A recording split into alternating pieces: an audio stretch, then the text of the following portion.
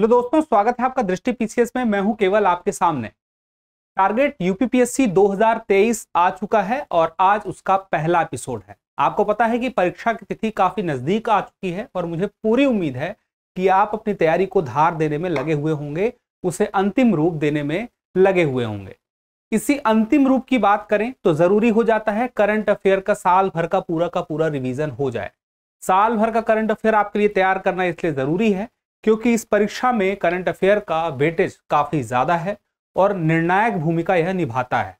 तो इस बात को ध्यान में रखते हुए पिछले एक साल का करंट अफेयर हम खंड के साथ लेकर आएंगे। जैसे कि आज हम जो शुरू कर रहे हैं वह उत्तर प्रदेश स्पेशल होगा, 2 पार्ट में आएगा। पार्ट 1 आज और पार्ट 2 इसके बाद।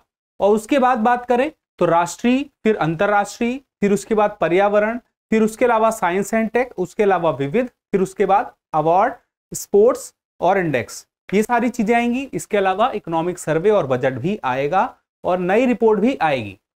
इस पूरी सीरीज में आपको जुड़े रहना है, सारे वीडियो को लगातार देखना है। एक नहीं तो कोशिश करनी है कि एक से ज्यादा बार देखें, रिवाइज करें, स्पीड बढ़ा के देखें, क्योंकि यह वीडियो आपके साल भर के करंट अफेयर को तैयार करने में मदद करेगा।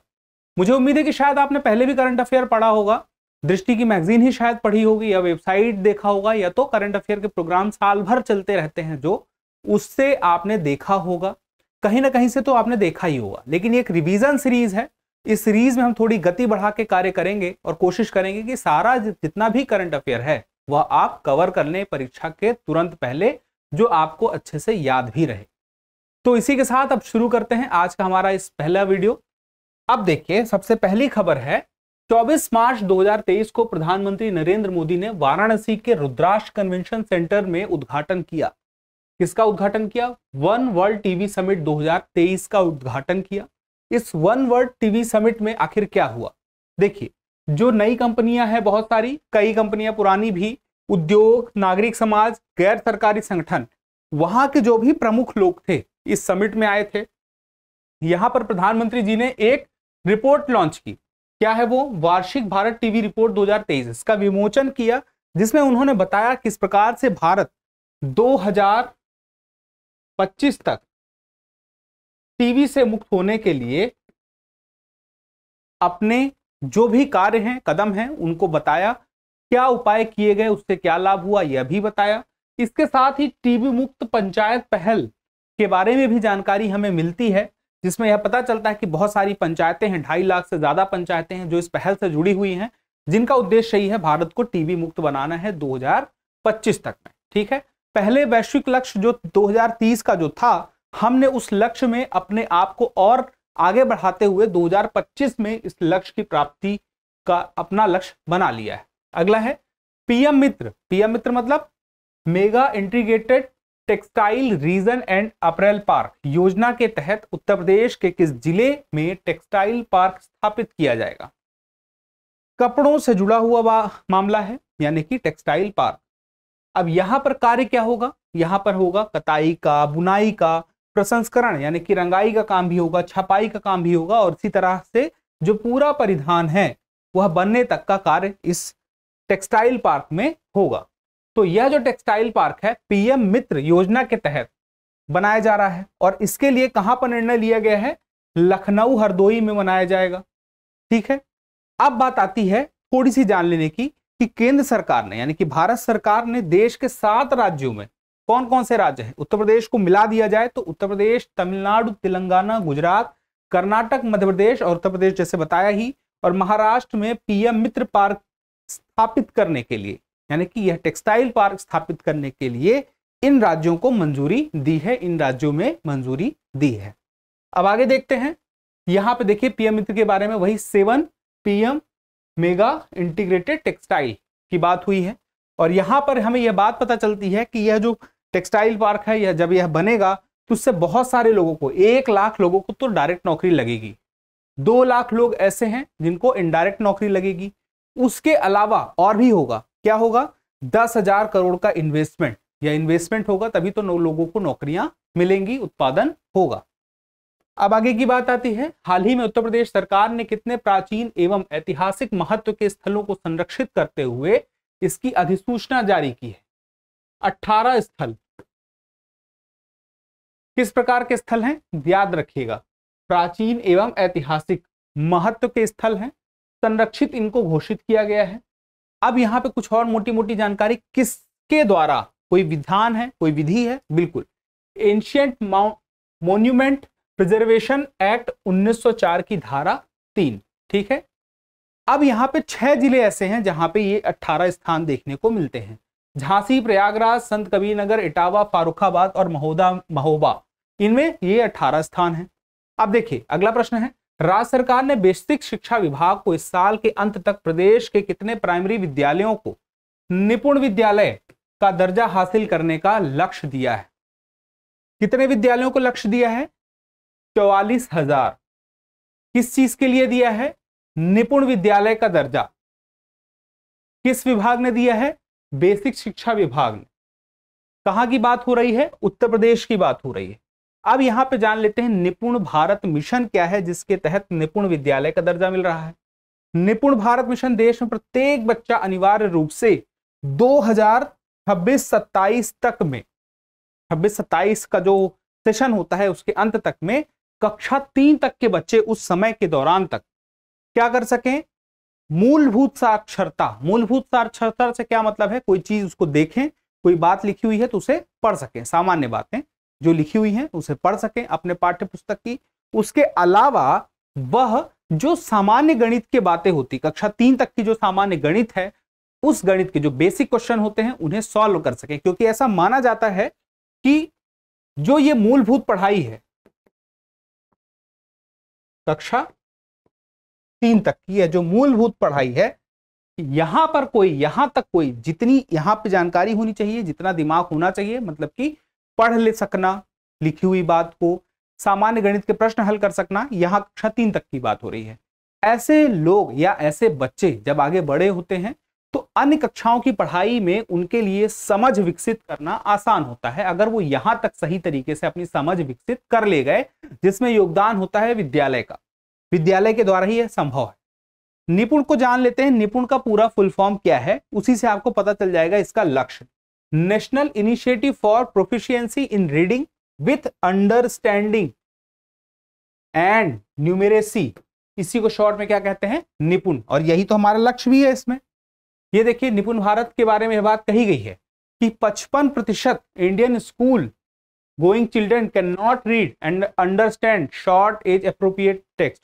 अब देखिए यहां पे क्या बात हो रही, 100 में से यानी कि 55 बच्चे पढ़ नहीं पाते हैं सही तरीके से क्या लिखा हुआ है किताब में। अब इसमें से 13 से 18% स्टूडेंट जो हैं कक्षा 3, 5, 8 के, उन्हें बेसिक लर्निंग नहीं है उनके पास। तो जरूरी हो जाता है कि हम इस निपुण भारत अभियान को आगे बढ़ाएं, जिसके लिए उत्तर प्रदेश सरकार भी अपने तरफ से प्रयास कर रही है। 44,000 स्कूलों को जोड़ा है। आगे देखिए, हाल ही में पुराने वाहनों के संचालन से होने वाली वायु प्रदूषण पर रोक लगाने के लिए कैबिनेट द्वारा किस नीति को मंजूरी दी गई है? देखिए, वायु प्रदूषण पर रोक लगाने के लिए कैबिनेट द्वारा नीति दी गई है वाहन स्क्रैप पॉलिसी। वाहन स्क्रैप पॉलिसी सीधे सीधे किससे संबंधित है? पुराने वाहनों से। देख सकते हैं लिखा हुआ पुराने वाहनों से। क्या होगा, दरअसल एक खास समय दिया जाता है। आपने कोई गाड़ी खरीदी तो यह मान लिया गया है सरकार की तरफ से कि इतने साल बाद हम देखेंगे कि वह गाड़ी अच्छी कंडीशन में है या नहीं है, यानी कि उत्सर्जन। क्योंकि आमतौर पर जो सरकार ने कहा है, या तो जो लोग हैं शोध करने वाले, अध्ययन करने वाले, वो कहते हैं कि जो एक नई गाड़ी है वो जितना उत्सर्जन करेगी कार्बन का, और जो पुरानी गाड़ी है वो उससे ज्यादा करेगी। क्योंकि पुरानी गाड़ी जब पुरानी होती है तो इंजन की जो दक्षता है, इफिशियंसी है, वो कम होती जाती है। पर्याप्त सर्विसिंग न होना, पुराना होते जाना, कहीं ना कहीं वो समय के साथ दक्षता कम होती है तो कार्बन उत्सर्जन ज्यादा होता है। और उसी के साथ ही आप जैसे देख रहे हैं BS4 फिर BS6, तो इसी तरह से अपडेट भी हो रहा है गाड़ी, तो उसका उत्सर्जन कम हो रहा है। तो ऐसे मामलों में इसी वजह से वाहन स्क्रैप पॉलिसी आई है कि पुरानी गाड़ियों में जो कार्बन उत्सर्जन इतना ज्यादा होता है वह ना हो सके। एक खास समय दिया गया इस पॉलिसी के तहत। उत्तर प्रदेश में बात करें जैसे, तो कोई गाड़ी आदमी ने कोई खरीदता है तो 15 वर्ष बाद चेक होगा कि वह गाड़ी अभी सही कंडीशन में है। एक स्टैंडर्ड बना दिया गया है कि इससे ज्यादा कार्बन उत्सर्जन ना करे। अगर चेक कर लिया जाता है कि उससे ज्यादा उत्सर्जन नहीं करती है तो फिर उसके बाद थोड़ा और उसे समय दे दिया जाएगा। जैसे 5 साल का हमने समय दे दिया, फिर ऐसे ही फिर चेक होगा, अगर उतना उत्सर्जन नहीं कर रही जितना करने से कोई नुकसान नहीं है, यानी कि जो उनका पैमाना है उसमें फिट आती है, तो फिर से उसे कुछ समय की एक क्या बोलते हैं उसको, हम कह सकते हैं रिन्यूअल दे दिया जाएगा रजिस्ट्रेशन को। लेकिन अगर जिस पैमाने पे उन्हें करना चाहिए था उत्सर्जन, उससे ज्यादा ये अगर CO2 कर रही हैं, तो ऐसे में फिर क्या होगा, रजिस्ट्रेशन इनका रद्द हो जाएगा। फिर क्या होगा, फिर इसमें होगा यह कि एक स्क्रैप सर्टिफिकेट दिया जाएगा। स्क्रैप सर्टिफिकेट देने से यह होगा कि जब आप इस गाड़ी को स्क्रैप के लिए दे देते हैं, तो उसके बाद जो स्क्रैप सर्टिफिकेट मिलेगा, तो नई गाड़ी लेने में रजिस्ट्रेशन में आपको कुछ प्रतिशत की छूट मिल जाएगी। मतलब जो नई गाड़ी जब आप लेंगे तो उसमें कुछ आपको जो कीमत उसकी कुल बनती है उसमें कुछ कमी देखने को मिलेगी जब आप ये सर्टिफिकेट लगा देंगे, क्योंकि ये वाहन फिर आप चला नहीं पाएंगे।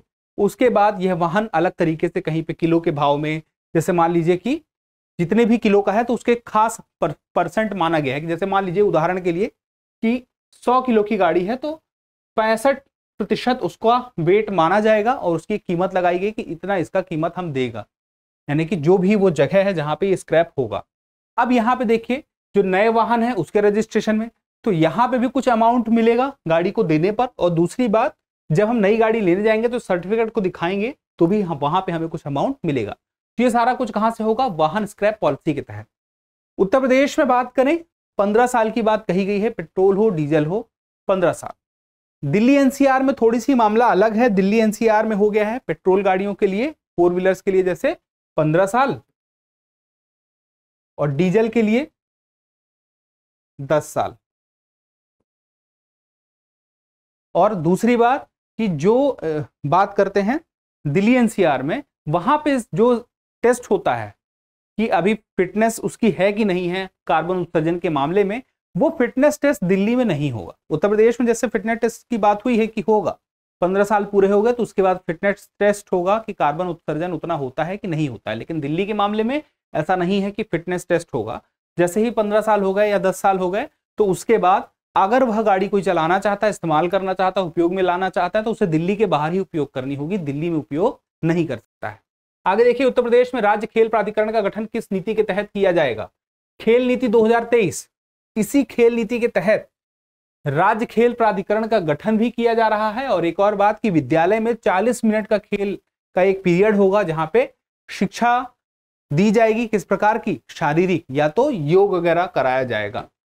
अब यहाँ पे अगला प्रश्न बनता है, उत्तर प्रदेश सरकार द्वारा प्रदेश में कितने नए हाईटेक कारागार के निर्माण का निर्णय लिया गया है। कुछ नए हाईटेक कारागार बनेंगे, 20 संख्या निर्धारित की गई है। क्यों बनेंगे, क्योंकि जो कारागार हैं यानी कि जेल हैं वहां पर काफी दबाव बढ़ गया है, आवश्यकता है कारागार को बढ़ाने की। अमेठी, महोबा, कुशीनगर, चंदौली, औरैया, हाथरस, हापुड़, संभल, अमरोहा, भदोही और शामली में नई जेल बनेगी। मुख्य बात है 20 बन रही हैं। अगला प्रश्न है, हाल ही में उत्तर प्रदेश की राज्यपाल आनंदीबेन पटेल ने लोक निर्मला सम्मान से सम्मानित किया है। सॉरी, किसे किया है, आनंदीबेन पटेल ने शारदा सिन्हा को किया है। ठीक है, राज्यपाल आनंदीबेन पटेल ने शारदा सिन्हा कौन है, लोक गायिका है। लोक गायिका है मुख्य रूप से मैथिली, वजिका, भोजपुरी समेत अन्य जैसे हिंदी में भी बॉलीवुड फिल्मों में उन्होंने गायन किया है। तो ये जो लोक गायिका है इन्हें कहां से मिला है, सोन चिरैया संस्थान से मिला है। और सोन चिरैया संस्थान एक और लोक गायिका है मालिनी अवस्थी, उनका संस्थान है और मालिनी अवस्थी की माता जी के नाम पर पुरस्कार दिया गया है शारदा सिन्हा को, लोक निर्मला सम्मान। ये मालिनी अवस्थी की माता जी का है। ठीक है, अब आगे देखिए, जो शारदा सिन्हा हैं वो इतनी बड़ी व्यक्तित्व हैं कि 2018 में उन्हें पद्म भूषण मिला था और 1991 में पद्मश्री मिला था। अब देखिए, भारत रत्न सबसे बड़ा सर्वोच्च नागरिक सम्मान है, उसके बाद पद्म विभूषण है और उसके बाद पद्म भूषण है, ये तीसरे नंबर पे है, फिर पद्मश्री है चौथे नंबर पे। ये दोनों ही मिला है, पहले पद्मश्री 1991 और 2018 में पद्म भूषण। आगे देखते हैं, अगला सवाल है, उत्तर प्रदेश के वे जिले जिनकी तहसीलों को मिलाकर एक नया जिला आंवला बनाने की घोषणा की गई है। उत्तर प्रदेश में एक नए जिले को बनाने की घोषणा की गई है जिसमें 3 जिलों की तहसीलों को लिया जाएगा, बरेली, बदायूं और रामपुर। जिले का नाम क्या है, आंवला है। ठीक है, अब देखिए, बदायूं की सदर तहसील और दातागंज ये हो गई बदायूं की। रामपुर जिले की शाहबाद, दो जिले आपको दिख गए, रामपुर के लिए शाहबाद दिख गया आपको, और बदायूं की जो है उसके सदर और दातागंज। तो बदायूं और रामपुर दिख गया। बरेली बच गया। तो बरेली की कौन सी तहसील है? बरेली की तहसील का नाम ही आंवला है, यानी कि इसी तहसील के नाम पर जिले का नाम पड़ रहा है जो बरेली की आंवला तहसील है। आगे देखिए, उत्तर प्रदेश के किस शहर को बेहतर कोविड प्रबंधन के लिए कोविड इनोवेशन अवार्ड से सम्मानित किया गया? जो वाराणसी स्मार्ट सिटी है, वाराणसी स्मार्ट सिटी को कोविड इनोवेशन के बेहतर प्रबंधन के लिए यह अवार्ड दिया गया है उत्तर प्रदेश के लिए, यानी कि उत्तर प्रदेश में वाराणसी को स्मार्ट सिटी में। कोरोना काल में वाराणसी द्वारा श्रेष्ठ कोविड प्रबंधन यह जो किया गया था, जैसे कि आपको पता है कोरोना काल में ही ये सारा का सारा प्रबंधन हुआ होगा, जब जरूरत थी एक बेहतर प्रबंधन की जिससे सही तरीके से व्यवस्था दुरुस्त तरीके से बनी रहे। जैसे कि ड्रोन द्वारा कंटेनमेंट जोन का सैनिटाइजेशन किया जा रहा था उस वक्त, दवा की डिलीवरी भी ड्रोन के द्वारा की जा रही थी, सेफ काशी ऐप एक चलाई जा रही थी, सिटी सर्विलांस हॉस्पिटल मॉनिटरिंग भी अच्छे तरीके से की जा रही थी, इसकी वजह से ही यह मिला है। अब यह जो है आगे देखिए, उत्तर प्रदेश सरकार ने राज्य में श्रमिकों की बेटियों को शादी के समय दी जाने वाली शगुन की राशि तय की है। कितनी राशि? 1 लाख रुपए। श्रमिकों की बेटियों की बात हो रही है, याद रखिएगा, उनकी शादियों के लिए। और उत्तर प्रदेश सरकार द्वारा और उत्तर प्रदेश की सरकार के श्रम विभाग के द्वारा कन्या विवाह सहायता योजना के अंतर्गत यह शगुन राशि दी जा रही है। उत्तर प्रदेश सरकार ने राज्य के कितने जिलों में अमृत सरोवर योजना शुरू करने का निर्णय लिया है? 75 जिलों की बात हो रही है, यानी कि सभी जिलों में क्या होगा? अमृत सरोवर योजना शुरू किया जाएगा। इसके तहत होगा क्या? देखिए, मेन बात समझ लेते हैं। आजादी का जो अमृत महोत्सव मनाया जा रहा था उसी के तहत इस 75 सरोवरों का निर्माण कायाकल्प करने की बात की गई हर जिले में। हर जिले में 75, और यहाँ पे 75 जो जिले हैं उन सब में ही यहाँ पर उत्तर प्रदेश में अमृत सरोवर का निर्माण किया जाएगा। और भारत का पहला अमृत सरोवर कौन सा है? रामपुर है। अब ये जो अमृत सरोवर है यहाँ पे बोटिंग का काम होगा, वाटर स्पोर्ट्स भी देखने को मिलेगा, जिससे थोड़ा सा लोगों का मनोरंजन होगा और इसके साथ ही कुछ लोगों की आय बढ़ेगी और इसी के साथ ही पर्यटन भी विकसित होगा। ये अमृत सरोवर क्या है? कुछ सरोवर जो पहले से बने हुए हैं उन्हें और दुरुस्त किया जाएगा, कुछ नए सरोवर भी बनाए जाएंगे, लेकिन मुख्य रूप से जो सरोवर पहले से बने हुए हैं तालाब, उन्हें और बेहतर किया जाएगा, उनको दुरुस्त करने का प्रयास किया जाएगा और किया जा रहा है। आगे देखिए, हाल ही में इलाहाबाद उच्च न्यायालय के नए मुख्य न्यायाधीश बने हैं। कौन बने हैं? न्यायमूर्ति प्रीतिंकर दिवाकर। ठीक है, आगे देखिए, अनुच्छेद 217 के तहत राष्ट्रपति द्वारा उच्च न्यायालय के न्यायाधीश की नियुक्ति की जाती है। किसके द्वारा? देखिए, अनुच्छेद 217 के द्वारा राष्ट्रपति द्वारा उच्च न्यायालय के न्यायाधीश की नियुक्ति की जाती है। ये बात क्यों आपको जानना जरूरी है? क्योंकि उत्तर प्रदेश में ही मुख्य न्यायाधीश की जो बात हम करें तो नियुक्ति हुई है उच्च न्यायालय में के। उच्च न्यायालय कहाँ पर है? प्रयागराज में है, लेकिन उच्च न्यायालय का नाम क्या है? तो इलाहाबाद हाई कोर्ट ही उसका नाम है, ये आपको पता होना चाहिए। तो इसी वजह से जानना जरूरी है कि जो संविधान का अनुच्छेद 217 है उसी के तहत राष्ट्रपति के द्वारा नियुक्ति होती है उच्च न्यायालय के मुख्य न्यायाधीश की। ठीक है, अब देखिए यहां पर एक और सवाल बनता है कि 74वें गणतंत्र दिवस की परेड में उत्तर प्रदेश की झांकी का स्थान कौन सा था?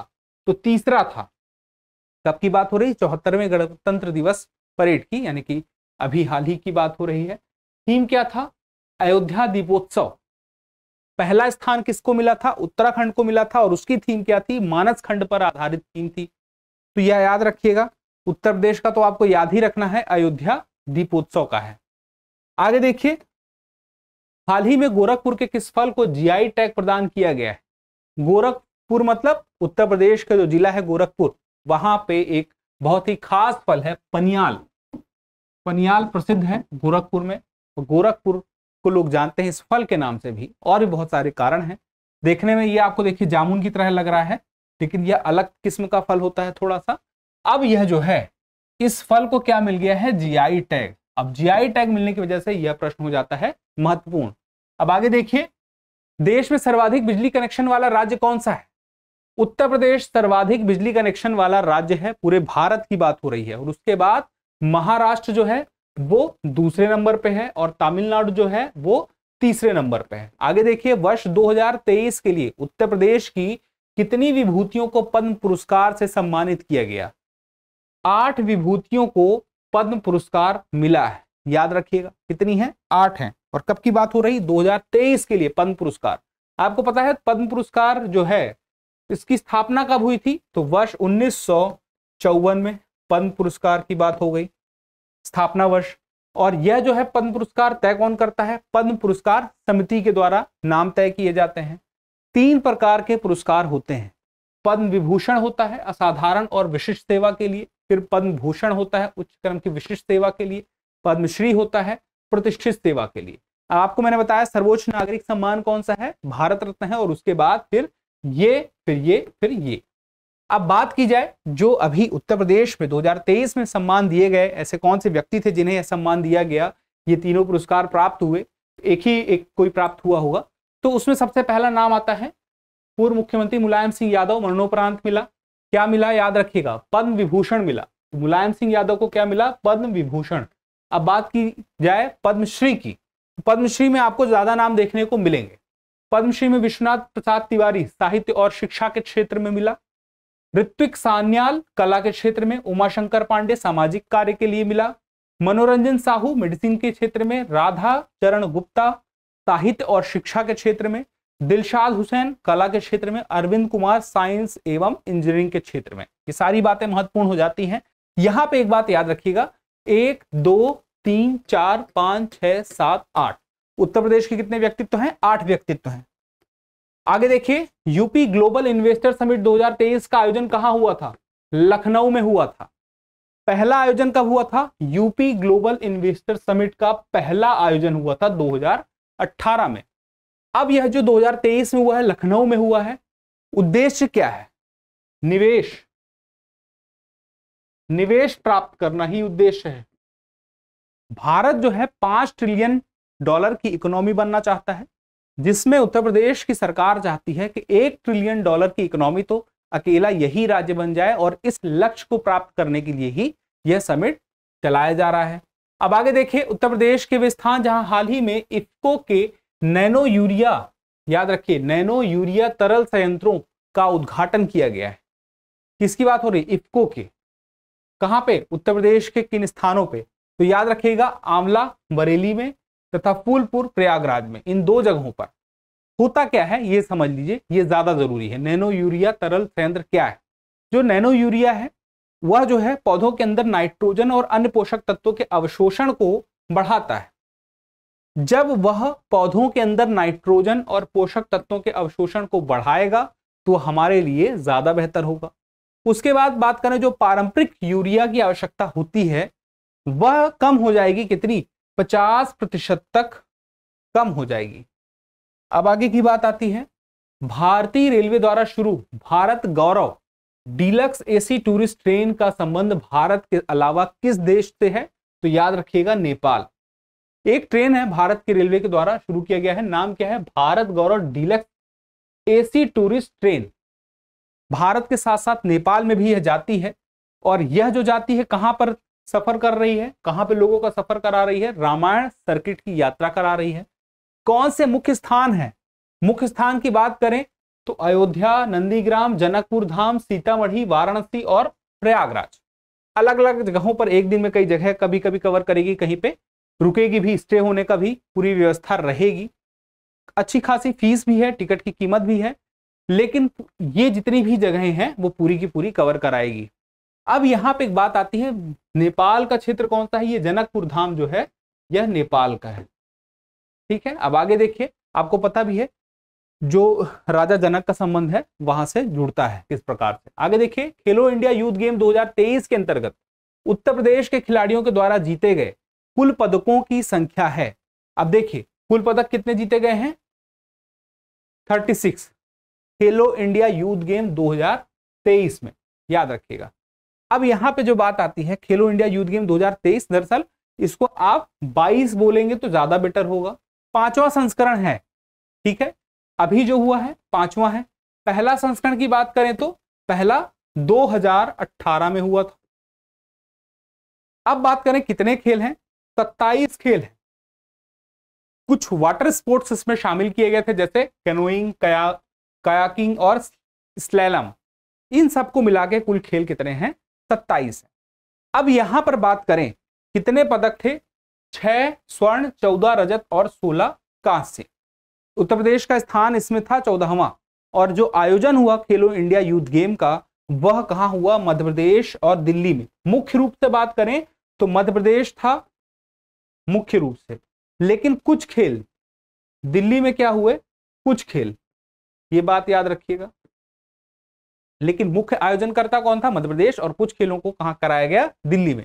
शीर्ष स्थान यानी कि पहला स्थान जो किसने प्राप्त किया? महाराष्ट्र ने फर्स्ट प्लेस प्राप्त किया। यह मुख्य बात हो गई। आगे देखते हैं। उत्तर प्रदेश के वह राजनेता जिनको हाल ही में सिक्किम राज्य का राज्यपाल नियुक्त किया गया है। लक्ष्मण आचार्य को राज्यपाल नियुक्त किया गया है। कहां की बात हो रही है? उत्तर प्रदेश के राजनेता हैं और सिक्किम का राज्यपाल बनाया गया है, इसलिए आपके लिए जरूरी हो जाता है। एक और है हिमाचल प्रदेश के नवनियुक्त राज्यपाल शिव प्रताप शुक्ल, वो भी उत्तर प्रदेश के हैं, इसलिए ये भी आप जान के रखिए। शिव प्रताप शुक्ल जो है हिमाचल प्रदेश, और उसके अलावा लक्ष्मण आचार्य सिक्किम। ठीक है, आगे देखिए। उत्तर प्रदेश के कितने परमवीर चक्र विजेताओं के नाम पर अंडमान निकोबार के द्वीप का नाम रखा गया है? 4 ऐसे द्वीप हैं। अब आपको पता होना चाहिए कि परमवीर चक्र विजेताओं के नाम पर क्यों रखा गया, क्योंकि यह अपने आप में सर्वोच्च सैन्य अलंकरण है। सर्वोच्च सैन्य अलंकरण, अलंकरण मतलब वही सम्मान। अब देखिए ये 4 नाम कौन से हैं? वीर अब्दुल हमीद नायक जादूनाथ सिंह, लेफ्टिनेंट मनोज कुमार पांडे को मरणोपरांत, और मानद कैप्टन योगेंद्र सिंह यादव। अब बात आती है ये जो 4 लोग हैं, इन 4 के नाम पर रखा गया। कुछ और नाम है जो पहले से रखे गए थे। लगभग 21 बड़े अज्ञात द्वीपों का नामकरण हुआ। ठीक है, लेकिन हम बात कर रहे हैं 4 जो है मध्य प्रदेश, सॉरी उत्तर प्रदेश के। कुल 21 नाम, लेकिन उत्तर प्रदेश के 4 नाम। अब आपको यहाँ पे याद होना चाहिए, पता होना चाहिए कि किस अवसर की बात हो रही, कब ये नाम रखे गए। अंडमान के जिन द्वीपों में हमने नामकरण किया वो कब किया, तो आप याद रखिए 23 जनवरी 2023 को नेताजी सुभाष चंद्र बोस जी की जयंती है। अब यह जो नेताजी सुभाष चंद्र बोस जी की जयंती है, उसे किस नाम से मनाया जाता है? पराक्रम दिवस के नाम से मनाया जाता है। ठीक है, तो पराक्रम दिवस यानी कि 23 जनवरी 2023 को अंडमान निकोबार के 21 द्वीपों का नाम रखा गया भारत के कुछ बहादुर जवानों के नाम पर, जिनमें से 4 जवान ऐसे हैं जो कि उत्तर प्रदेश से हैं। वे नाम भी आपके सामने हैं। और यह कब हुआ? याद रखिएगा 23 जनवरी 2023 को। इसके पहले भी कुछ वर्ष पहले कुछ नाम और बदले गए थे, जैसे रॉस द्वीप समूह का नाम क्या रख दिया गया था? नेताजी सुभाष चंद्र बोस द्वीप। नील द्वीप का नाम क्या रख दिया गया था? शहीद द्वीप। और हेवलॉक द्वीप का नाम स्वराज द्वीप। ये नाम भी रखे गए थे। अब आपको पता होना चाहिए थोड़ा सा परमवीर चक्र के बारे में। तो परमवीर चक्र की शुरुआत कब हुई थी? 26 जनवरी 1950 को यह शुरू हुआ था। ठीक है, अब आगे देखिए। प्रधानमंत्री नरेंद्र मोदी ने किस जिले में आयोजित सांसद खेल महाकुंभ 2022-23 का उद्घाटन किया? बस्ती यानी कि उत्तर प्रदेश की बस्ती में, यूपी में किया। यहां पर किस प्रकार की प्रतिस्पर्धाएं हो रही हैं? इंडोर भी हो रही हैं और आउटडोर भी हो रही हैं। निबंध लेखन, वाद विवाद और कला प्रतियोगिता, ये सारी की सारे यहाँ पे आयोजित कराई जाती है। आगे देखिए। दुधवा और दक्षिणी खीरी के जंगलों में पाई जाने वाली किस जानवर की पहली बार वैज्ञानिक तरीके से गिनती होगी और उनको विशेष संरक्षण, देखिएगा विशेष संरक्षण हो दिया जाएगा और पहली बार वैज्ञानिक तरीके से गिनती होगी? और कहां पे? स्थान भी देख लीजिए। दुधवा और दक्षिणी खीरी, उत्तर प्रदेश की बात हो रही है। वह लेपर्ड कैट, लेपर्ड कैट को हम दरअसल बोलते हैं जंगली बिल्ली। ये देखिए बिल्ली की तरह दिखाई देती है और इसे हम क्या बोलते हैं? जंगली बिल्ली। इसको हम कह सकते हैं कि जो तेंदुआ होता है, तेंदुए की तरह धारियां और धब्बे इसमें आपको दिखाई दे जाएंगे। अब इनका साइज जो होता है सामान्य बिल्ली से थोड़ा सा बड़ा ही होता है। और यह जो क्षेत्र है कहां पे आता है? लखीमपुर खीरी में आता है। ठीक है, आगे देखिए। प्रधानमंत्री ने वाराणसी में दुनिया के सबसे लंबे रिवर क्रूज MV गंगा विलास को हरी झंडी दिखाकर रवाना किया? कब किया? 13 जनवरी 2023 को। अब थोड़ी सी इस प्रश्न के अंदर बहुत सारी बातें हैं, उसे समझ लीजिए। वाराणसी में हुआ, प्रधानमंत्री जी ने किया। दुनिया के सबसे लंबे रिवर क्रूज, नाम क्या है उसका? MV गंगा विलास। अब इसे देख लीजिए, यही वह रिवर क्रूज है जो बड़ा सा दिख रहा है। अब क्या कह रहा है? दुनिया के सबसे लंबे रिवर क्रूज, और एक लंबी यात्रा पे ये जाता है। कितनी लंबी यात्रा है? यात्रा इसकी है 3200 किलोमीटर की। इसीलिए यह जानना आपके लिए जरूरी हो जाता है। कितने दिन की यात्रा है? 21 दिन की यात्रा है। 5 राज्यों से होकर जाता है और 2 देशों भारत और बांग्लादेश को कवर करता है। इसी दौरान 27 नदी प्रणालियों से, वाराणसी में गंगा नदी से शुरू होकर आगे बढ़ता है, गंगा नदी तंत्र में आगे बढ़ता है और 27 नदी प्रणालियों से होकर यह गुजरता है भारत और बांग्लादेश, और बांग्लादेश देश के रास्ते से असम के डिब्रूगढ़ तक यह पहुंचता है। तो आपको ध्यान रखना है, इसका नाम क्या है? MV गंगा विलास। दुनिया का सबसे लंबा रिवर क्रूज कहां शुरू हुआ? वाराणसी से। कितने राज्यों को कवर करता है? 5 राज्यों को। कितनी लंबाई कवर करता है? 3200 किलोमीटर। और उसके अलावा आपसे पूछ लिया जाए कि यह कितने दिन की है सफर की बात, तो 51 दिन की है। दिन 51 है, याद रखिएगा, कुछ गड़बड़ हो गई हो तो। इसके अलावा नदी की प्रणालियां 27 है। अब आगे देखिए, उत्तर प्रदेश में अब मनरेगा श्रमिकों की हाजिरी लगेगी। किसके माध्यम से लगेगी? एक ऐप है। ऐप का नाम क्या है? National mobile monitoring system. अब यह जो ऐप है सिर्फ और सिर्फ किसके लिए काम करेगा? मनरेगा श्रमिकों के लिए। जो लोग भी मनरेगा के तहत श्रमिक हैं, कार्य करते हैं, जिन्हें उसका भुगतान मिलता है, उनकी अटेंडेंस तो लगेगी ना कहीं कि वो कार्य कर रहे हैं, वह लगेगी इस ऐप के माध्यम से। अब यह बात आती है कि मनरेगा को हम थोड़ी सी जान लें। मनरेगा की शुरुआत जो हुई थी, यह 7 सितंबर 2005 को अधिनियमित किया गया। अधिनियम आया 2005 में। मनरेगा पहले नरेगा नाम था, ठीक है, राष्ट्रीय ग्रामीण रोजगार गारंटी अधिनियम, जिसे हम नरेगा बोलते थे। फिर 2 अक्टूबर 2009 को इसके नाम को थोड़ा सा बदला गया और उसके नाम के आगे महात्मा गांधी का नाम लगा दिया गया। इसी वजह से इसका नाम क्या हो गया? मनरेगा। बहुत सारी बातें आपको पहले से पता है, लेकिन हम रिवीजन सीरीज में हैं तो हम रिवाइज तो करेंगे ही। अब देखिए अगला है, गोरखपुर की मुंडेरा बाजार नगर पंचायत का नया नाम क्या है? चौरी चौरा। चौरी चौरा नाम क्यों आया? क्योंकि फरवरी 1922 की बात है, जब चौरी चौरा कांड हुआ था। आपको पता है कि जब असहयोग आंदोलन चल रहा था, इसी असहयोग आंदोलन के दौरान हिंसा हुई थी चौरी चौरा में। वहां के जो पुलिस चौकी थी, वहां पर कुछ लोगों ने इकट्ठा होकर आग लगा दी थी, आक्रोशित होकर, जिससे कई पुलिस वाले और कुछ नागरिक भी मर गए थे, उनकी जान चली गई थी, जिसको हम आज भी जानते हैं चौरी चौरा कांड के नाम से। और इसके अभी हाल ही में 100 वर्ष भी पूरे हो चुके हैं, पिछले साल ही। अब यहीं पे इसी वजह से इस जगह का नाम चौरी चौरा रखा गया है। जो यहाँ का नगर पंचायत है, मुंडेरा बाजार नगर पंचायत, उसका नाम रखा गया है चौरी चौरा। इस नाम से विधानसभा भी है। अब आगे देखिए, एक और नाम इसी क्रम में बदला है। तेलिया अफगान गांव था, कहां पे था? देवरिया में था। इसका नाम बदलकर क्या कर दिया? तेलिया शुक्ल। आगे देखते हैं, कोरवा ऑर्डिनेंस फैक्ट्री में भारत रूस के संयुक्त तत्वाधान में AK-203 यानी कि 203 असाल्ट राइफलों का निर्माण शुरू हो गया है। देखिए नाम क्या है? Korwa ordnance factory. कौन से देश हैं? भारत और रूस, ये दोनों मिलकर बना रहे हैं। किसको बना रहे हैं? AK-203 असाल्ट राइफल है। और यह जो फैक्ट्री है कहां पर है? उत्तर प्रदेश के अमेठी में जो जगह है कोरवा, याद रखिएगा। 2 देश कौन से हैं? भारत और रूस। थोड़ी सी जान लीजिए, जो AK-203 है, कालाशनिकोव सीरीज की सबसे एडवांस असॉल्ट राइफल है, ठीक है, कलाशनिकोव। अब यहां पे इसके वजन की बात करें तो 3.8 किलोग्राम इसका वजन है और यह कितनी लंबी है? 705 मिलीमीटर लंबी है। अब आपको यहाँ पे मुख्य बात, यह बात याद हो ना हो, लेकिन यह बात आपको पता रहनी चाहिए किस सीरीज की है, कौन से 2 देश हैं और कहां पे इसका निर्माण हो रहा है। आगे देखते हैं, उत्तर प्रदेश का वह जिला जहां हाल ही में वन विभाग ने इंडियन स्कीमर पक्षी का संरक्षण करने का फैसला लिया है। उत्तर प्रदेश के प्रयागराज में किस पक्षी का संरक्षण किया जाएगा? इंडियन स्कीमर पक्षी। का संरक्षण किया जाएगा। इसका संरक्षण किया जाएगा मतलब यह खतरे में है, तो आईयूसीएन की रेड लिस्ट में इंडेंजर्ड में इसे शामिल किया गया है। जो इंडेंजर जितने भी कैटेगरी हैं उसमें इंडेंजर्ड में रखा गया है, मतलब कि यह खतरे में है। स्थानीय नाम इसका क्या है, पंचीरा। तो आईयूसीएन के बारे में भी बहुत सारी जानकारी हमने पहले भी शेयर की है, अभी भी मोटा मोटा जान लीजिए कि आईयूसीएन की जो रेड लिस्ट है, जो जानवर हैं, जो पौधे हैं, वह शामिल किए जाते हैं, वह किस स्थिति में है, कितना उनको खतरा है, उस हिसाब से जानकारी इस आईयूसीएन की रेड लिस्ट में मौजूद होती है।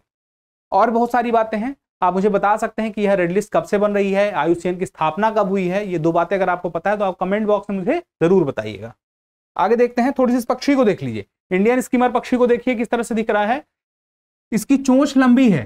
क्यों है इसकी चोंच लंबी? क्योंकि यह ज्यादातर जो वाटर बॉडीज हैं पानी के ऊपर ही हवा में रहता है, उसके बाद जब इसे मछली पकड़ना होता है तो ये अपनी लंबी चोंच का सहारा लेकर पानी के अंदर जाता है।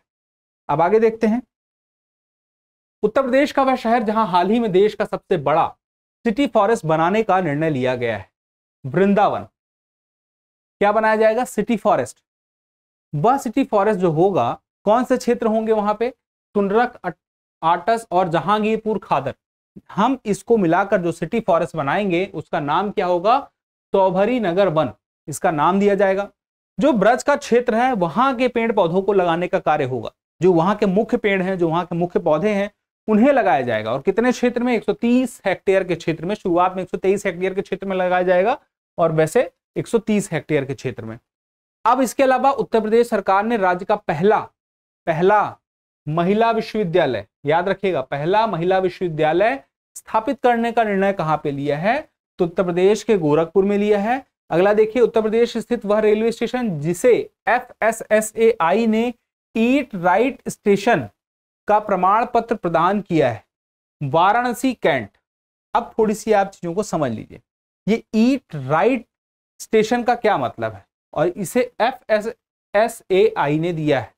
तो देखिए, एक ईट राइट अभियान चलाया जा रहा है FSSAI के द्वारा, जिसके तहत यह सर्टिफिकेशन दिया गया है। और ना सिर्फ इसको दिया गया है, बहुत सारे रेलवे स्टेशन है जिनको पहले मिल चुका है, उसी क्रम में इसे भी मिला है। यह दिया किसके द्वारा जा रहा है? FSSAI के द्वारा, यानी कि भारतीय खाद्य सुरक्षा और मानक प्राधिकरण इसका फुल फॉर्म है। इसके बारे में जान लीजिए, यह कार्य क्या कर रहा है यहाँ पे रेलवे स्टेशन में। ये जो सर्टिफिकेट दे रहा है वह इस आधार पर दे रहा है कि कोई रेलवे स्टेशन वहां पे आने वाले यात्रियों के लिए किस प्रकार का पौष्टिक और सही, स्वच्छ और पौष्टिक भोजन उपलब्ध करा रहा है। उसी के आधार पर यह सर्टिफिकेशन दिया जाता है। 1 से 5 तक की स्टार रेटिंग भी दी जाती है कि इस स्टेशन को 1 स्टार, 2 स्टार, 3 स्टार, 4 स्टार या 5 स्टार वैसे मिलेगा। तो याद रखना है, FSSAI द्वारा दिया जा रहा है। और किसके तहत दिया जा रहा है? जो खाद्य सुरक्षा और मानक अधिनियम 2006 है, उनके द्वारा जो खाने पीने के मामले में जो मानक होते हैं, उन मानकों का जो वैज्ञानिक आधार पर तैयार हैं, उन्हीं के आधार पर यह सारा का सारा सर्टिफिकेशन दिया जा रहा है। अब देखिए, कुछ और रेलवे स्टेशन है जिनको पहले भी मिल चुका है। Anand Vihar terminal railway station Delhi, Chhatrapati Shivaji terminal Mumbai, Mumbai central railway station, उसके अलावा Vadodara railway station, Chandigarh railway station. तो आप देखेंगे यहाँ पे कि बहुत सारे स्टेशन हैं जिन्हें यह मिल चुका है पहले भी। आगे देखते हैं, FSSAI को थोड़ा सा पूरा जान लेते हैं। Food safety and standard authority of India. ये आपने से साइन देखा हो, बहुत सारे खाने पीने की चीजों में यह लगा रहता है, लगभग आप हर जगह देखने को आपको मिल जाएगा। अब देखिए, थोड़ा समझ लीजिए, मानव उपभोग के लिए जो सुरक्षित और पौष्टिक भोजन है उसके लिए सुनिश्चित किया जाए लोगों के लिए किस आधार पर? खाद्य पदार्थों के लिए वैज्ञानिक जो आधारित मानक हैं उनको चेक किया जाएगा। इतना मानक होना चाहिए, ये चीज बन रही है तो इसमें ये चीज इतनी होनी चाहिए, ये चीज की मात्रा इससे ज्यादा नहीं होनी चाहिए। ये सारी चीजें कौन तय करता है? FSSAI तय करता है।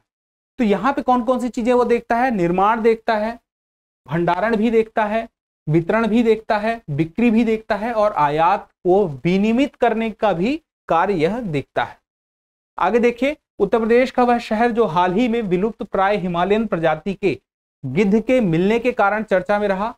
तो 2 जिले हैं जहां पर यह देखा गया, कानपुर में भी देखा गया और बाद में देवरिया में भी देखा गया, इसलिए मैंने दोनों नाम लिख दिए। एक बार प्रश्न को देखिए, जो हाल ही में विलुप्त प्राय हिमालयन प्रजाति विलुप्तप्राय हिमालयन प्रजाति, क्या गिद्ध की बात हो रही है। ये कहां देखने को मिलता है? हिमालय में नहीं मिलता है, उत्तर प्रदेश के कानपुर और देवरिया में देखने को मिलता है।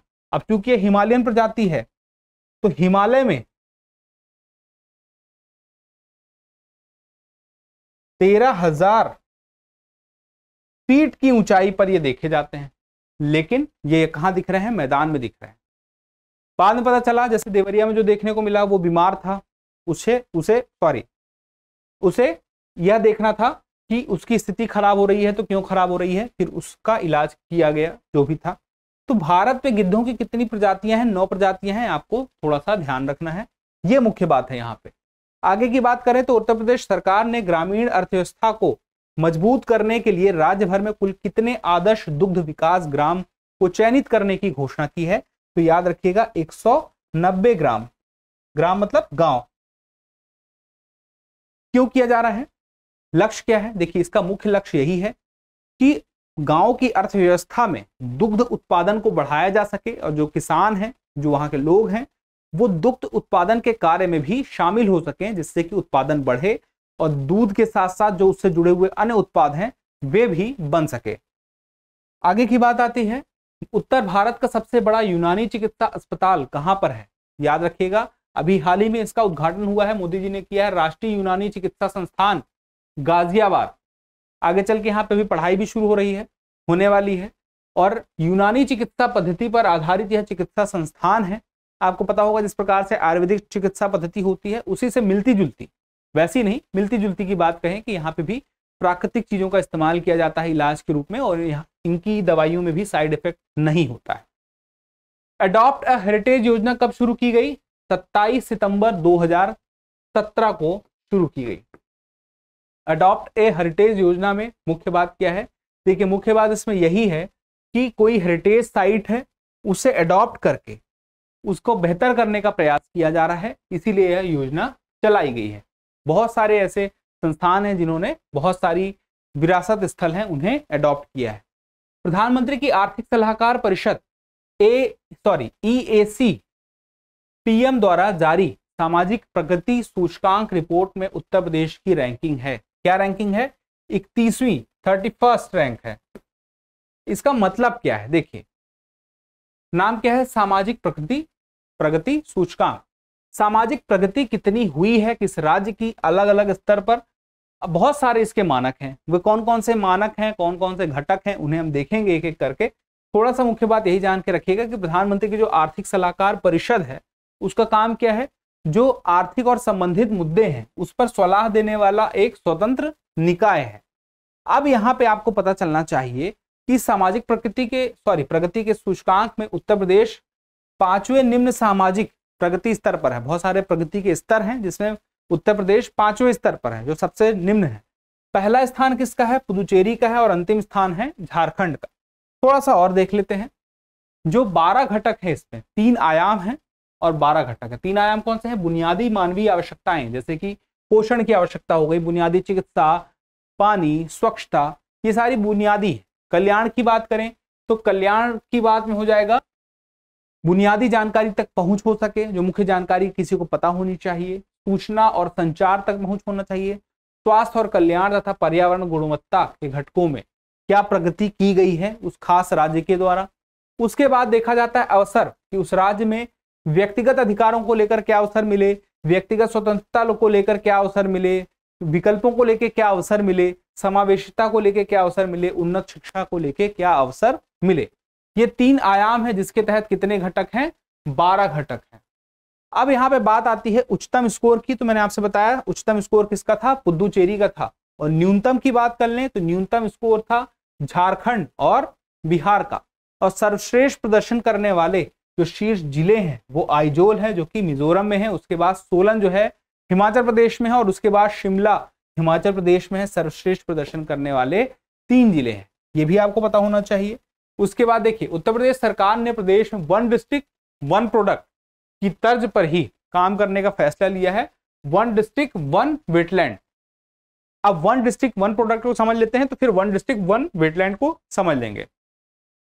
1 डिस्ट्रिक्ट 1 प्रोडक्ट जो है सरकार के द्वारा 2018 में शुरू किया गया। किस लिए शुरू किया गया? यह शुरू किया गया था विशिष्ट शिल्प कलाओं एवं उत्पादों को बढ़ावा देने के लिए, जो किसी खास क्षेत्र, किसी खास जिले से संबंधित हैं और कहीं भी नहीं देखे पाए जाते हैं, वो विशेषता और कहीं नहीं देखी पाई जाती है, तो उन्हें शामिल किया गया एक जिला एक उत्पाद के तहत। क्या हो सकते हैं वो? विशिष्ट शिल्प कला भी हो सकती है, उत्पाद भी हो सकता है। 2018 में यह शुरू हुआ था। इसी की तर्ज पर क्या शुरू हुआ? वन डिस्ट्रिक्ट वन वेटलैंड, यानी कि आर्द्र भूमि। अब यह वन डिस्ट्रिक्ट वन वेटलैंड का मतलब यही हुआ कि हर जिले में एक आर्द्र भूमि, एक वेटलैंड ऐसा होगा जिसको बेहतर करने का प्रयास, जिसका संरक्षण करने का प्रयास किसके द्वारा किया जाएगा? उत्तर प्रदेश राज्य सरकार के द्वारा। इसको करने से देखिए हो क्या रहा है, जो इको टूरिज्म है वह बढ़ेगा और जैव विविधता जो है उस जिले में, उस जगह की जो वेटलैंड है वह भी बेहतर होगी, उसके आसपास की बेहतर होगी। आगे देखिए, बेसिक शिक्षा विभाग उत्तर प्रदेश द्वारा संचालित स्कूलों में मिड डे मील के तहत कौन सा कार्यक्रम चलाने का आदेश दिया गया है? देखिए, मिड डे मील के तहत फिर से वही बात, कौन सा विभाग है? बेसिक शिक्षा विभाग। राज्य कौन सा है? उत्तर प्रदेश द्वारा। कौन सा कार्यक्रम चलाया जाएगा? तिथि भोजन कार्यक्रम। तिथि भोजन कार्यक्रम क्या है, इसे समझ लेते हैं। तिथि भोजन कार्यक्रम के तहत मान लीजिए आप या मैं, कोई भी व्यक्ति बेसिक शिक्षा विभाग के तहत जो भी स्कूल है वहां के बच्चों को, वहां के विद्यार्थियों को, छात्रों को या छात्राओं को खाना खिलाना चाहता है, या अपने मनपसंद कोई भी चीज जो भी की सरकार तय करेगी कि आप ये नहीं खिला सकते या खिला सकते हैं, में जो खिलाने वाली चीजें हैं वह खिलाना चाहता है, तो क्या करेगा? उसको बनवाने का कार्य उसी स्कूल कैंपस के अंदर होगा। याद रखिएगा, स्कूल कैंपस में बनेगा। क्या बनेगा? खाना। जो भी खाना होगा वह स्कूल कैंपस में बनेगा। ऐसा नहीं कि कोई व्यक्ति बाहर से कुछ पैक करा के होटल से लाए और बच्चों में बांट दे। वहीं बनेगा, विद्यालय परिसर में बनेगा और उसके बाद वहीं का वहीं बट जाएगा। अपनी इच्छा से कोई भी व्यक्ति जाकर यह कार्य किसके माध्यम से संपन्न कर सकता है? तिथि भोजन कार्यक्रम के माध्यम से। उसे पैसे जमा कराने होंगे, जो स्कूल का जो भी मैनेजमेंट होगा उसके माध्यम से कार्य वह आगे चल के फिर करा पाएगा। योजना का नाम क्या है? तिथि भोजन कार्यक्रम।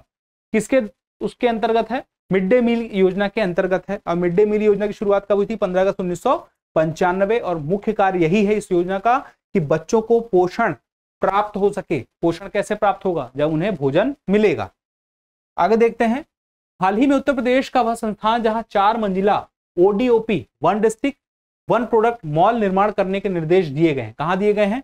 वाराणसी के चांदपुर औद्योगिक संस्थान में दिए गए हैं। आगे कब देखते हैं, एक जिला एक उत्पाद के तहत प्रदेश के 75 जिलों में उत्पाद एक साथ इस मॉल में उपलब्ध होंगे। मुख्य बात यही है, जो ये बात बताई जा रही है कि जो यह मॉल बनेगा कहां पे? वाराणसी के चांदपुर औद्योगिक पार्क। जो यह मॉल बनेगा तो ODOP, जिसके बारे में भी हमने जिक्र किया था, 2018 की जो स्कीम थी, किस प्रकार के शिल्प कला और उत्पाद इसमें शामिल किए जाते हैं, क्या उनकी विशेषताएं होती हैं। तो जब हर जिले का एक उत्पाद चयनित हो गया, एक जिला एक उत्पाद के तहत कोई भी उत्पाद जो भी जिस जिले के लिए चयनित हो गया, वो सारे उत्पाद इस एक ही जगह पर उपलब्ध होंगे और वह नाम क्या होगा? ODOP mall. ठीक है, इसी नाम से उसका नाम है। अब आगे देखिए, उत्तर प्रदेश में खेलो इंडिया नेशनल यूनिवर्सिटी गेम्स कितने शहरों में आयोजित किया जाएगा? 4 शहरों में होंगे, लखनऊ, गोरखपुर, वाराणसी तथा नोएडा में। अब देखिए, 150 यूनिवर्सिटी के करीब 4500 खिलाड़ी इसमें शामिल होंगे और यह उत्तर प्रदेश में हो रहा है, अभी होने ही वाला है जल्द ही। नाम क्या है? खेलो India university national university games. ठीक है, 4 जिले हैं। कौन कौन से हैं? लखनऊ है, गोरखपुर है, वाराणसी है और नोएडा है। ये चारों याद रखिएगा। अब आगे देख लेते हैं, उत्तर प्रदेश के चौथे टाइगर रिजर्व के रूप में अधिसूचित किया गया है रानीपुर टाइगर रिजर्व को। वन्य जीव अभ्यारण्य था, 1977 में घोषित किया गया था। अभी हाल ही में इसे टाइगर रिजर्व घोषित कर दिया गया है। तो याद रखिएगा, टाइगर रिजर्व अभी बना है, हाल ही में बना है। और किस नंबर का है? 53वां टाइगर रिजर्व है। ठीक है, अब यहां पे एक बात याद आती है कि यह जो टाइगर रिजर्व है 529.36 वर्ग किलोमीटर क्षेत्र में फैला हुआ है। इसका कोर क्षेत्र, बफर क्षेत्र मिला करके यह इतना बनता है। अब बात की जाए, दुधवा, पीलीभीत और अमनगढ़ 3 टाइगर रिजर्व पहले से मौजूद थे उत्तर प्रदेश में और ये मिला के कितने हो गए? 4 टाइगर। यानी कि चौथा टाइगर रिजर्व कौन सा है उत्तर प्रदेश का, यही रानीपुर टाइगर रिजर्व है। अब इसकी स्थापना जो मैंने आपसे बताई 1977 में हुई थी। प्लास्टिक अल्टरनेटिव रिपोर्ट 2022 के अनुसार प्लास्टिक कचरा उत्सर्जन में उत्तर प्रदेश की रैंकिंग है। क्या रैंकिंग है? 8वीं रैंकिंग है। प्लास्टिक कचरे में क्या क्या चीजें आ जाएंगी? बहुत सारी चीजें आ जाएंगी, जैसे सिंगल यूज प्लास्टिक है वो बहुत सारा आ जाएगा, और जो भी प्लास्टिक के बनी हुई चीजें हैं, प्लास्टिक के उत्पाद हैं जो किसी उपयोग में नहीं हुआ, कचरा ही है, तो वो सब में प्लास्टिक कचरा उत्सर्जन में 8वां स्थान किसका है? उत्तर प्रदेश का है। अब इसमें देखा जाए पहला स्थान किसका है? महाराष्ट्र का है पहला। यहां पे कुल बात हो गई, लेकिन अगर बात करें प्रति व्यक्ति की, तो प्रति व्यक्ति में सबसे ज्यादा किसका है? प्रति व्यक्ति में सबसे ज्यादा गोवा का है, ठीक है। और सबसे कम की बात करें तो सबसे कम में किसका है? नागालैंड का है, और सिक्किम व त्रिपुरा शीर्ष पर है। सबसे कम की बात कर रहे हैं, सबसे कम नागालैंड, सिक्किम, ठीक है, व त्रिपुरा। लेकिन प्रति व्यक्ति में सबसे ज्यादा याद रखिएगा कौन है? गोवा है। और कुल की बात करें तो महाराष्ट्र है पहले स्थान पर। और इस मामले में देखा जाए तो कुल के मामले में उत्तर प्रदेश 8वें स्थान पर है। रिपोर्ट का नाम क्या है? Plastic alternative report 2022। और इसी के साथ ही हमारा करंट अफेयर सीरीज का यह पहला भाग यानी कि एपिसोड 1 कंप्लीट हो चुका है। अगले पार्ट में हम बची हुई खबरों को कवर करेंगे जो उत्तर प्रदेश करंट अफेयर की महत्वपूर्ण खबरें हैं, और इसी के साथ ही पूरे 1 साल का करंट अफेयर 2 एपिसोड में आपके सामने आ जाएगा रिवीजन सीरीज के नाम से। इसके बाद राष्ट्रीय खबरों को, अंतर्राष्ट्रीय खबरों को, हर खबर को हम कवर करेंगे, साल भर की खबरों को जो परीक्षा की दृष्टि से महत्वपूर्ण है, एक एक एपिसोड में। हर खंड के लिए यानी कि राष्ट्रीय खबर के लिए एक खंड आएगा, फिर अंतर्राष्ट्रीय के लिए इसी प्रकार से सारे खंड आएंगे एक एक एपिसोड में। उत्तर प्रदेश के लिए 2 खंड है, पार्ट 1 ये आ चुका है, पार्ट 2 इसके जस्ट बाद आएगा। कैसा लगा आपको? उम्मीद है कि आपको पसंद आया होगा, आपकी परीक्षा के लिए बहुत ही लाभदायी होगा। जल्दी मिलते हैं अगले एपिसोड में, तब तक के लिए स्वस्थ रहें, मस्त रहें और पढ़ते रहें। धन्यवाद।